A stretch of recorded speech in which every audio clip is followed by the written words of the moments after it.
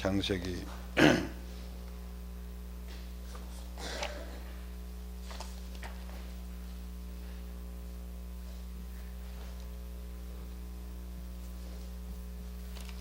11장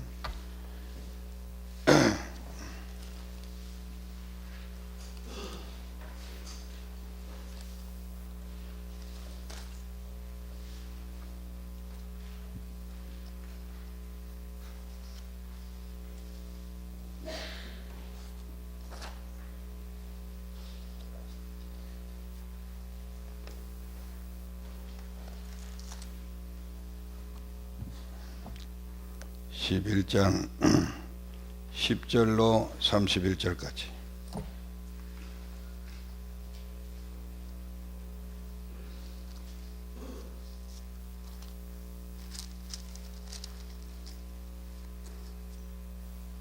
(10절로 31절까지)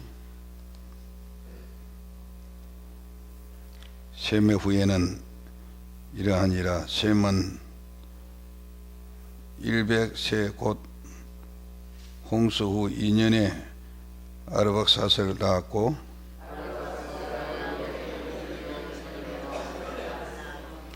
아르박사스는 35세에 셀라를 낳았고,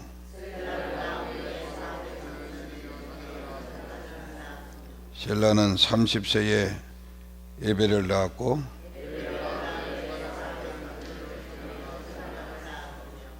에벨은 34세에 벨렉을 낳았고,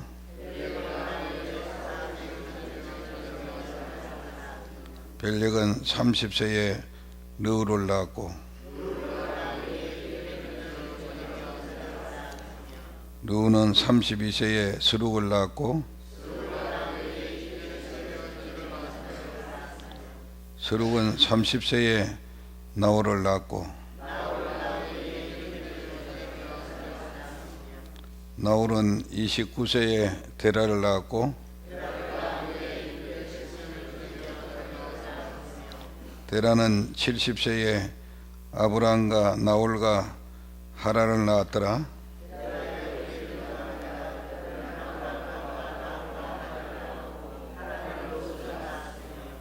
하란은 그 아비 데라보다 먼저 본토 갈대 우르에서 죽었더라.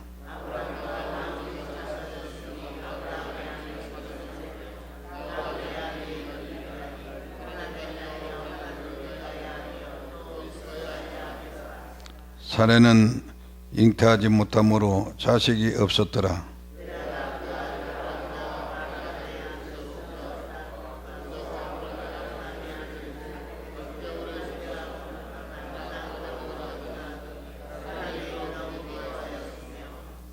(32절) 시작. 아멘. 예, 인사하십시다. 환영합니다. 주님께서 당신을 진심으로 사랑하십니다. 예, 아멘. 예, 오늘도 새로운 아침을 주신 하나님께 감사를 드립니다. 지난 시간에 그 바벨탑을 누가 쌓았다 그랬죠? 니므롯은 누구 후손이죠? 함의 후손이다. 함의 후손인데 바벨탑을 쌓았는데 그가 직업이 무엇이에요? 니므롯이 특이한 사냥꾼. 누구 앞에서? 하나님 앞에 특이한 사냥꾼이다. 그것은 그 당시에는 토지가 비옥해서 산에 나무가 울창하니까 들 짐승이 많이 생겨서 도시를 위협하게 됐는데, 니므롯이 영웅적인 이런 능력을 가지고 그 짐승을 잡아 눕혀서 죽임으로 모든 백성들의 마음에 짐승에 대한 공포를 막아주었습니다. 짐승에 대한 공포를 막아주니까 또 한 가지 두려움이 있죠. 그게 뭐죠? 홍수의 두려움. 홍수의 두려움을 비만 오면은 홍수의 두려움을 가지고 노아 후손들이 벌벌 떨고 있을 때 그는 이제 특이한 사냥꾼으로서 백성들에게 짐승에 대한 공포를 들어준 그 영향력, 그 능력과 그 인기를 모아가지고 뭘 세웠어요? 바벨론 제국을 세우고 그 다음에는 이제 시날 평지에서 바벨탑을 쌓아서 하나님과 대항을 했다 말씀해 주었습니다. 바벨론은 성경에 몇 가지 바벨론이 있어요? 3대 바벨론. 1차 바벨론은 창세기 어디에 있죠? 11장에. 2차 바벨론은 예레미야 21장 1절로 10절까지. 또 3차 바벨론은 요한계시록 18장 1절로 6절까지. 그래서 제1차 바벨론이 심판을 받아 무너지게 되니까 무엇이 혼잡해졌죠? 언어가 혼잡해지고 세계로 흩어졌다. 11장 1절로 9절까지. 제2차 바벨론이 심판을 받자 무너지자 예레미야 51장 1절로 10절에 이스라엘 민족은 거기서 뭐였어요? 해방을 받게 되었다. 제3차 바벨론은 종말에 이제 멸망케 할 미운 물건이 거룩한 곳에 세워지는 그런 때가 되면은 음녀 바벨론이 먼저 심판을 받는데 계시록 18장 1절로 6절에 음녀 바벨론의 심판을 받아 망함과 함께 짐승 정부, 적그리스도의 정부가 세워지게 된다. 그렇게 말씀해 주었습니다. 그럴 때 성도들은 시대마다 있는 이 바벨론에 대해서 어떠한 자세를 취해야 되겠는가? 제1차 바벨론이 무너질 때에 거기서 하나님께서 누구를 불러내서요? 아브라함을 불러내서 네가 네 본토 친척 아비 집을 떠나 내가 네게 할 지시향으로 가라. 그리하면 내가 네게 복을 주는데 너로 큰 민족을 이루게 하리라. 그래서요, 아브라함은 자식이 있어요, 없어요? 자식이 없는 아브라함에게 75세까지 100세까지 자식이 없는 아브라함에게 내가 너로 인해서 큰 민족을 이루겠다 할 때, 자, 믿어질 수 있어요, 없어요? 도저히 믿어질 수 없는 이런 일인데, 이 중늙은이 아브라함은 그 말씀을 믿고 쫓아갔어요. 갔는데 나중에 진짜 100세 때의 아들을 주었단 말이죠. 그래서 이제 다음 시간부터 배울 이 아브라함이 굉장히 중요한 이런 교훈이 되겠습니다. 그 다음에는 이제 두 번째, 그래서 아브라함은 그 바벨로니아에 있는 갈대 우르에서 그가 이제 있다가 그가 이제 나중에 하란으로 가서 하란에서 누가 죽었어요? 하란에서 그의 아버지 데라가 죽고 그 다음에는 거기서 이스라엘 땅으로 가나안 땅으로 들어갔는데 약 얼마 동안 여행했어요? 약 2000리 길을 여행했다. 하나님의 말씀을 순종하기 위해서 2000리 길을 가족을 끌고 여행했다고 하는 것. 그래서 그 아브라함의 믿음이 얼마나 돈독했는가 우리가 알아야 되겠죠. 그래서 우리가 아브라함을 인류 구속사에 핵을 끈 것은 우리가 아브라함 신앙 같은 이런 믿음을 가지면 우리도 아브라함 같은 복을 받는다. 여러분이 아브라함의 신앙을 이제 다음부터 나오면은 본받아서 가야 되겠어요. 그리고 아브라함이 다음 주간에 나오겠지만은 갈대우르를 떠나서 이제 세겜 땅까지 가는 동안에는 요즘으로 하면은 이제 그 비자를 4번 받아야 돼요. 4개국의 비자를 받아야 돼요. 그렇게 해서 엄청난 길을 그는 복을 받기 위해서, 주의 뜻을 이루기 위해서, 새로운 하나님 나라를 건설하기 위해서 떠나갔다. 우리도 그런 헌신이 있어야 되겠습니다. 그 다음에는 둘째 바벨론이 멸망 때에 예레미야 51장 6절에도 바벨론에 생존하고 싶어하는 사람들에게 하나님께서 뭐라고 했어요? 바벨론에서 도망하여 나오라 그랬어요. 도망하여 나오라. 나왔는데 안 나온 사람들은 나중에 죽든지, 그렇지 않으면은 완전히 바벨론화가 되어버린 거예요. 그렇죠? 바벨론화가 돼서 세속에 물들고 말았던 것을 알 수 있습니다. 그리고 제3차 바벨론이 멸망 때에는 요거는 우리에게 주신 말씀이죠. 그렇죠? 말세에 일어날 바벨론은 말세에 일어날 바벨론은 둘인데, 음녀 바벨론과 짐승 바벨론이다. 음녀 바벨론과 짐승 바벨론이 싸우는데, 그 틈바구니에서 계시록 18장 4절로 5절에 보니까 하늘에서 음성이 들리기를 다 같이 내 백성아 거기서 나오라. 내 백성 거기서 나오라. 그렇게 말씀해 줬어요. 그래 우리는 사실은 내가 수십 년 몸담고 있던 75년 동안 몸담고 있던 이제 갈대우르를 떠난다고 하는 게 쉬워요? 어려워요? 참 어렵죠. 그렇죠? 참 어렵다.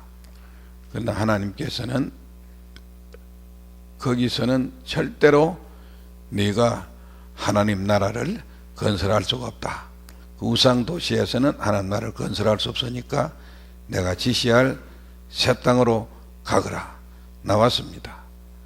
나왔어요. 오늘 아침에 여러분도 이제 하나님께서 수십 년 동안 정이 들어있던 이런 곳을 떠나서 이곳에 왔는데, 여기서 아브라함 같은 이런 믿음을 가져서 여러분이 새로운 큰 축복의 조상이 되기를 주 이름으로 축원합니다.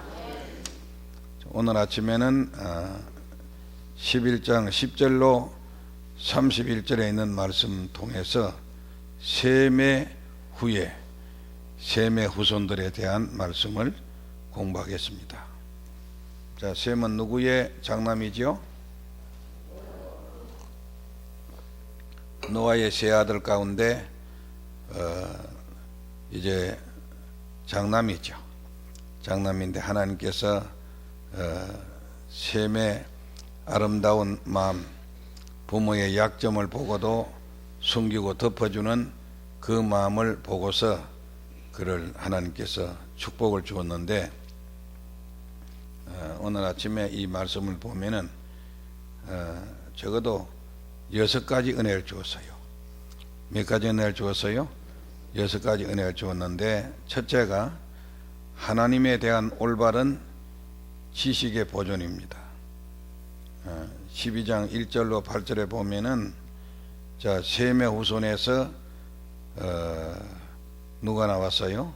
아브라함이 나왔어요. 그래서 셈에서 아브라함으로 이어지는데, 이 아브라함으로 이어지면서 이 셈의 계통은 하나님에 대한 지식을, 올바른 지식을 세상이 다 썩어도, 다 썩고 병들어도 하나님에 대한 지식을 갖다가 계속 보존해 나갔습니다. 여러분도 그런 성도가 되기를 바랍니다.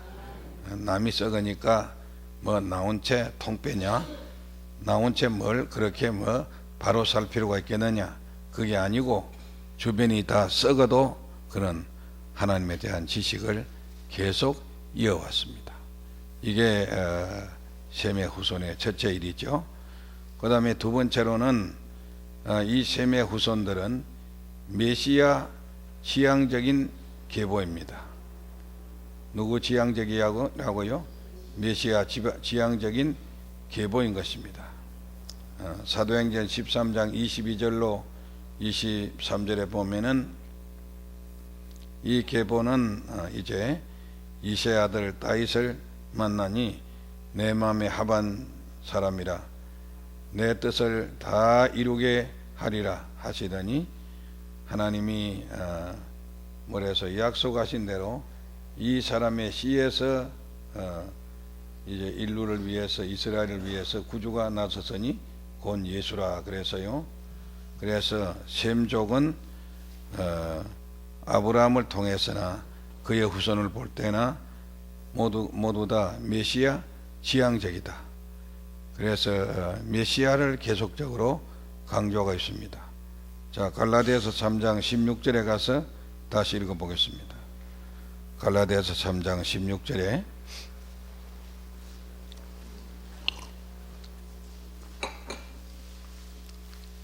큰 소리로 읽기 시작합니다. 시작.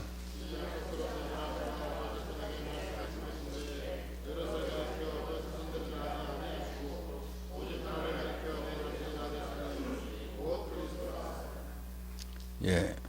자, 이삭을 백세 주면서 이 이삭은 먼 미래에 오실 누구라 그랬어요?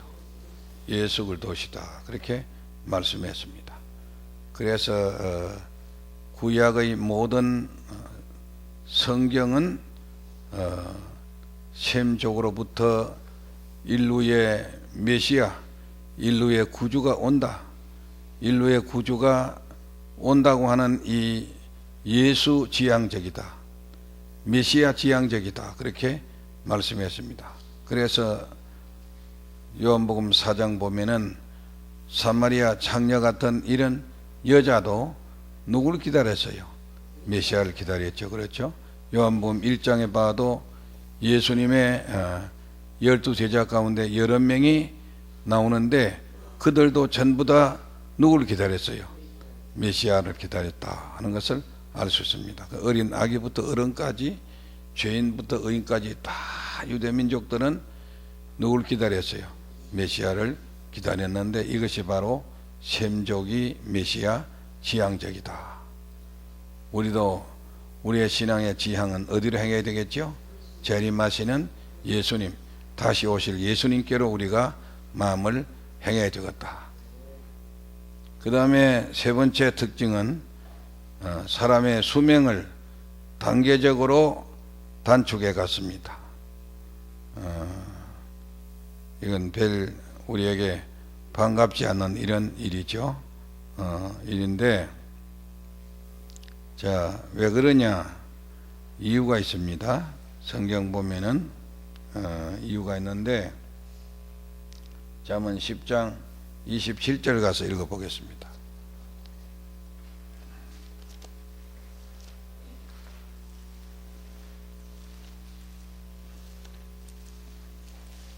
잠언 10장 27절 큰 소리로 시작.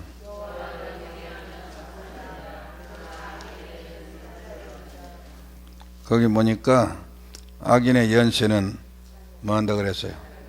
짧아진다 그랬어요. 악인의 연세. 그러니까 뭐로 인해서 수명이 점점 단축됐어요? 죄로 인해서 수명이 점점 단축이 된다. 근데 무두셀라는 창세기 5장 27절에 나이가 969세다. 약 970년 동안을 살았어요. 살만하지요? 그 다음에 셈은 창세기 11장 11장 10절로 11절에 보면은 600세 살았어요. 얼마 살았어요? 600세를 살았어요. 많이 단축됐죠. 그러다가 아르박사세 와서는 창세기 11장 10절로부터 11절 보면은 438세로 줄었습니다. 얼마로요? 438세로 줄고, 아브라함에 와서는 아브라함은 몇 살까지 살았어요? 175세. 175세. 창세기 25장 7절로 8절에 175세. 너무 많이 줄였죠. 그리고 야곱은 창세기 47장 28절에 보면은 147세로 사는데, 요셉은 얼마나 살았어요? 요셉은 창세기 50장 26절 보니까 110세라고 그랬죠. 110세. 그러니까 굉장히 많이 줄었어요. 그랬죠? 줄었다. 그러다가 이제 시편 90편 10절을 가서 읽어보겠습니다. 시편 90편 10절을 가서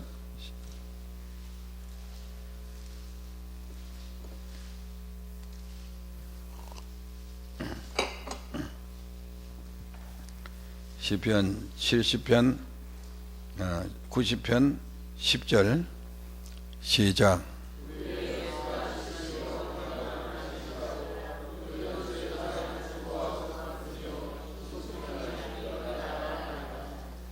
예, 얼마로 단축됐어요? 70에서 80. 그러니까 지금은 우리 한국 사람들은 90 넘게 사람도 들어있지만, 대개 옛날 우리 소년 때는 60살까지 살면은 많이 삽니다. 많이 살아요. 많이 사는데, 그래서 뭘 해먹었어요? 한갑을 해먹었어요. 요즘은 한갑 때가 되면 요즘은 청춘입니다. 청춘. 그렇죠?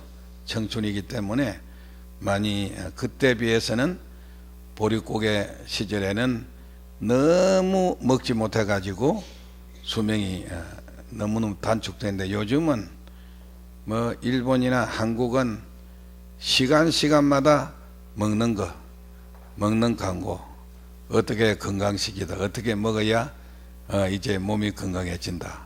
그래가 지금은 우리나라 수명이 아마 상당히 길어졌는데, 오늘 성경 수명은 70이고 강건하면 80대다 그렇게 말해주고 있습니다. 이 말씀에 와서 지금 스톱돼 가지고 있는데, 그래서 이제 100세 살면은 많이 사는 거다. 어제 제가 스승의 날을 맞이해서 우리 최정원 목사님에게 가서 용돈 드리고, 전에 같으면은 꼭 매시고 남한산성 한 바퀴 돌고 이제 양평 쪽으로 드라이브 시켜주고 식사 대접하고 이랬는데, 이제는 그 예부에 나가는 것을 못 하세요. 어제는 못 나가시고 이제 우리까지만 가까이서 식사를 하고 말았는데, 참 그렇게 그 수년 전만 해도 95세까지만 해도 강단에 설교하시고, 그때만 해도 농담하시고 또 같이 가고 했는데, 벌써 한 2년 만에 이제 부축해서 교회까지는 가서 예배는 드리지만은 이제는 많이 쇠약해졌는데, 그래도 97세니까 한 3년 더 버티면은 백수하실 것이 아닌가 생각되는데, 참 인생이 허무하더만요. 젊을 때는 얼마나 세계가 다 그를 즐기고 반기고, 미국 가면은 인산일을 이루던 그런 분인데도 100세 다 돼 가니까 이제 참 많이 노쇠해 있었던 것을 우리가 볼 수 있습니다. 자, 그래서 969세부터 이제는 7, 80으로 우리 시간이 다운이 됐다는 거. 그 다음에 네 번째로는 아브라함이 선택된 배경을 알려줍니다. 11장 26절로 32절까지 보면은, 자, 아브라함이 사라를 아내로 맞아가지고 누구누구를 낳았어요. 이삭과 야곱을 낳았습니다. 그래서 셈은 데라를 낳고, 데라는 아들 셋을 낳았죠. 누구지요? 아브라함, 또 나홀, 그 다음에는 하란, 셋을 낳았어요. 셈은 데라를 낳고, 데라는 아브라함과 나홀과 하란을 낳았는데, 아브라함은 사레와 결혼해가지고 누구누구를 낳았어요. 이삭과 야곱을 이제 이삭을 낳고, 이삭이 야곱을 낳았습니다. 야곱이 몇 아들 낳았어요? 12아들 낳았어요. 그럼 야곱 때 와서 한 개인이 무엇이 됐어요?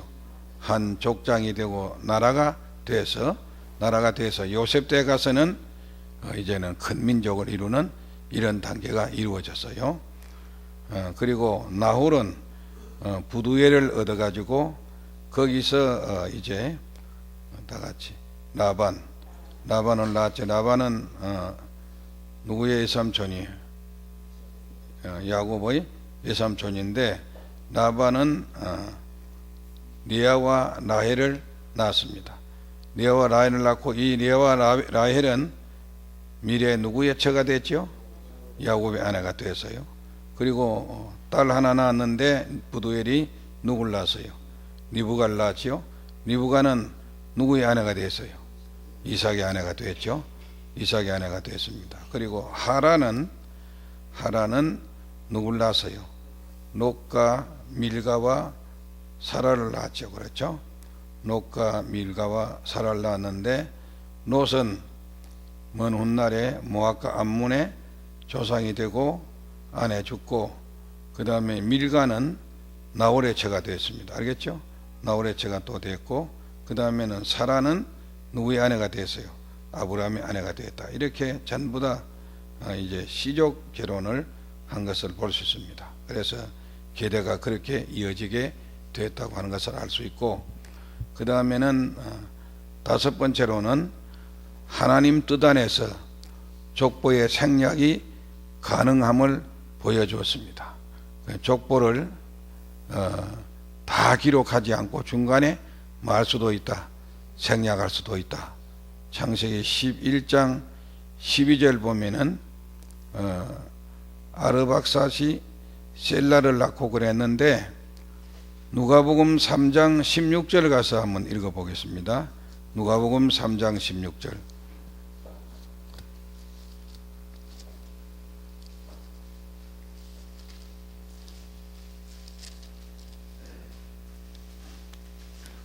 누가복음 3장 16절.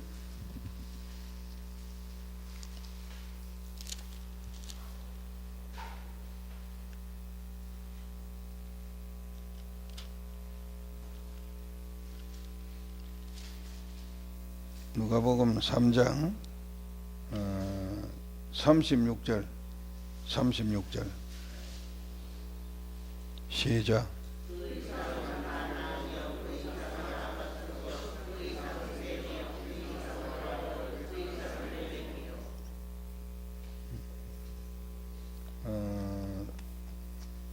거기에 본문에 보면은